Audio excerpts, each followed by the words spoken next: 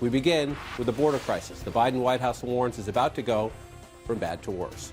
A Trump administration turn them back policy called Title 42 could expire next week. And if it does, an already steady stream across the U.S.-Mexico border is predicted to double in size, perhaps even more than that. That one jarring headline is in a Biden Department of Homeland Security intelligence memo. Local officials who see this every day agree. More migrants are just waiting for word Title 42 is no more. And those officials warn already stressed shelters and services are soon to be overwhelmed. CNN's Ed Lavandera is at the border in Ciudad Juarez, Mexico. Ed, what are you seeing? Well, John, as you mentioned, we are on the Juarez side of the Mexico-Texas border, just on the other side, El Paso, and this is the Rio Grande. You can see the little rocky area there. There's a small group of people literally just seconds ago walking across. I wanted to give you a sense of what this recent surge that we've been talking so much about in the El Paso area looks like from the side here in Mexico. And this is the area where many people essentially freely walking across the river, which is only 25 to 30 just in front of the border wall, in the barbed wire wall there. And this line goes on for hundreds of yards. There are thousands of people that have been crossing in the last week or so. And the latest numbers we have are saying about, on average, about 2,500 migrants have been crossing here a day. What's really stunning is just how orderly it all is. And these are people, John, who have been waiting throughout the night. They're essentially walking across the border and waiting to turn themselves in to Border Patrol agents. They're in a long line here waiting for, and you can, if you look across now, Border Patrol agents are signaling just a handful of people to come through past the wall there every few minutes or so. And then they are escorted several hundred yards on the other side of that wall to a Border Patrol processing facility. We understand that those facilities are already over capacity, as you mentioned in the lead-in there, that the shelters and the humanitarian efforts on the other side in El Paso are already overwhelmed. But what is looming over all of this, John, is the prospect of Title 42 being suspended next week. This is a surge different from all of that, but the Biden administration is preparing for as many as 9,000 to 14,000 people crossing the border daily once Title 42 is lifted. And if you follow me just over here on the other side of the street, there's a car wash and where people have been sleeping. And those are mostly, I was just over there talking to them, John, mostly Venezuelan migrants. One gentleman we spoke with said he's been deported 4 times in the last 2 months because of Title 42, and he is now waiting until next week to see if he can get through here. So this is an area where there are a lot of people sleeping in shelters, a mix of people who are just saying, you know, we've come a long way, we're going to cross now. Other people trying to take a wait and see approach. But all of this is factoring into what we're going to see next week once the possibility of Title 42 being lifted, John. Ed Lavandera, our thanks to you and your team. Critical reporting just south of the U.S.-Mexico border on the Mexico side. Ed, thank you so much. Those pictures are certainly more than dramatic. Joining me in studio to share their reporting and their insights, CNN's Dana Bash, CNN's Nia Malika Henderson, and Leanne Caldwell of The Washington Post. You just look at the pictures there, and Ed makes the key point. There's the daily migration anyway, and then there are the people who are well aware Title 42 is about to disappear, or at least believed to disappear next week, waiting. He says sleeping in a car wash, sleeping in parking lots. This is what the Department of Homeland Security memo says about this. Our Priscilla Alvarez obtaining this, taking a read of this.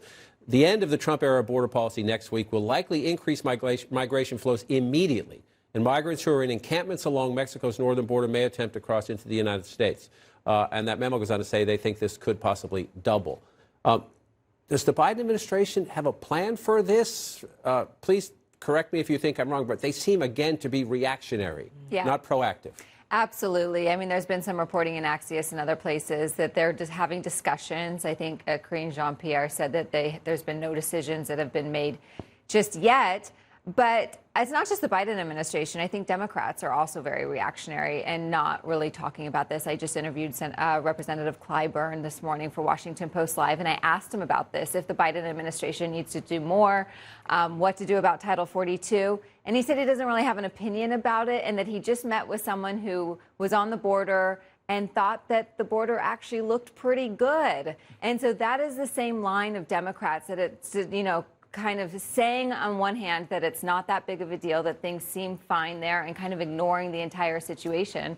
And in these polarized times, Republicans have the exact opposite approach and are making this a very political issue. Well, it's an interesting point. You're just looking at these pictures that Ed and his crew are feeding in. It does not look good. Whatever your views on immigration, if you want more people to come into the United States, if you want more legal immigration into the United States, pictures like this do not help your cause. Right. I mean, it's of course not orderly at all. There's a crush of humanity there. People fleeing these very unstable countries like Nicaragua, Venezuela, and Cuba as well. For a while, it seemed like Kamala Harris, this was her portfolio, right, to get to the root causes in some of these countries and destabilize governments. But that's kind of impossible, right? I mean, because a lot of these countries have essentially dictators who are cracking down on civil society. They're, drug warlords there. And that's what these folks are fleeing. And that's very hard to really stem that in those root countries. So listen, but I think we've been here before. And it does seem like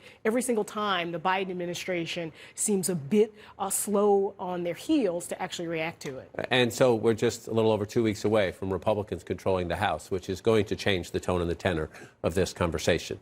This is Tony Gonzalez, a Republican member of the House, on television today. Listen to him. He says, yes, the Biden administration needs to do something, but he's already making the case they're not going to. So Congress will.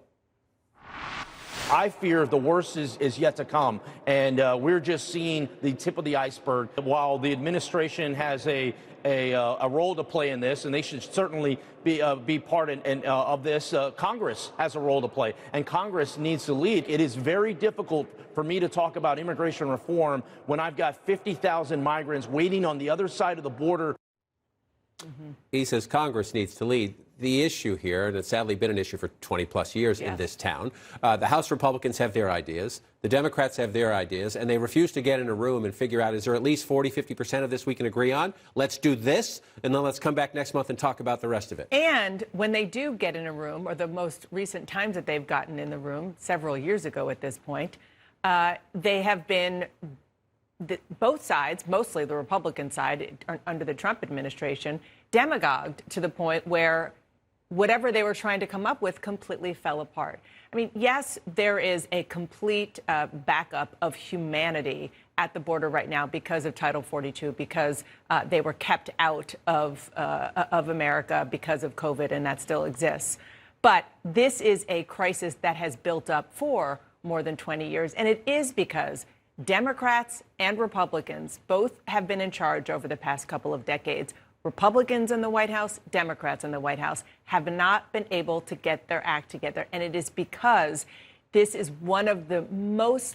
sadly, one of the most hijacked issues by both sides to be demagogued, that they say that they don't say this, but the reality is they would much rather have an issue than a solution. There was a proposal that is now said to be off the rails. We're not done with the so-called lame duck year-end congressional session yet, but Senator Sinema, from Arizona, a border state, who just left the Democrats to become an independent, Tom Tillis from North Carolina, they were working on a plan that would deal with some of the modest pieces of this, but significant pieces. More border security funding, which Republicans say they want.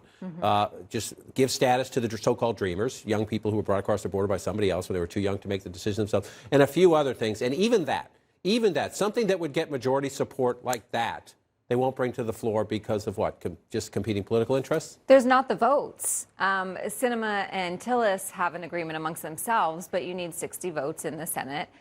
Doesn't look like House Democrats are that interested in it. This bill is a big investment in border security, but there's two things here. Are Democrats going to agree with it? And also, most Republicans now are saying they will do nothing on immigration, including DACA, until the border is secure. So not simultaneously, but until. And so that there is no room for compromise or negotiation at this point. Which suggests we'll have 2 more years of gridlock and scenes like you're seeing playing out right there.